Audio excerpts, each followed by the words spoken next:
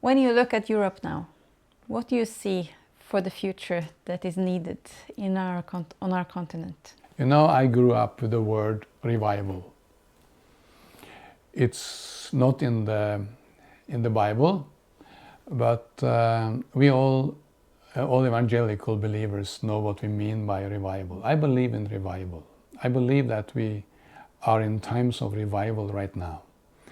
God has prepared people's heart to receive the gospel, the good news about Jesus.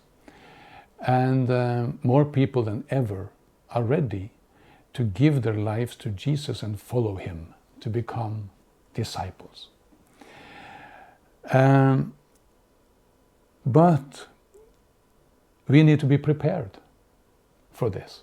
And that's what we have tried to do, to raise up spiritual parents, people who are ready to take care of the new believers, because so many times the revivals didn't end well because of childish and worldly Christians who were fighting. They were full of reactions, they got hurt, they had personal selfish ambitions, and so Christians started fighting each other instead of fighting the devil.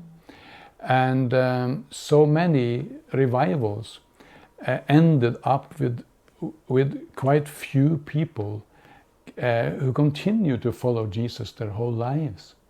And when I was a teenager, there was a revival in my home area, in Skien, Porsgrunn and Larvik. And they say that at least 1,000 young people responded to the gospel. But there were so few people ready to help them. They were not trained. They were not prepared. So there were basically 2 families in my hometown who opened their homes for these people. And one family they burned out because they couldn't handle the pressure, and they didn't feel support from the churches.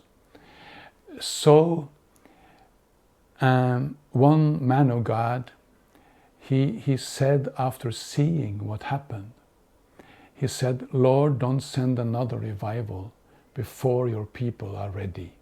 So that has been my task, my dream, my vision, to raise up spiritual parents who are ready to take care of the new believers and raise them up in God and let them experience what the Apostle Paul said.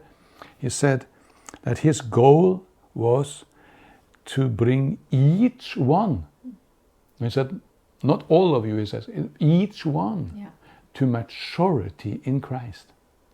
And I also believe that these spiritual parents, they will be reformers, not only revivalists, but reformers and restorers.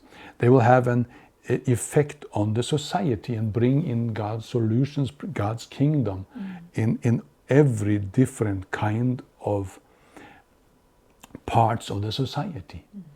So that's what we have done. We have invested in people and trained them in everyday life. So a very high percentage of the people around in the house churches, they are leaders. Yes. And they are ready to invest in others. And this is what I believe that we were called to bring to the table. I want to say, I support every church that wants to spread the gospel about Jesus. Yes. To give people the good news and to bring salvation to the world. Whatever method it is, if it's a mega church or if it's a house church, or it doesn't matter to me. What matters to me is that we don't make people religious. We don't only make them church members, but that we make them disciples. And our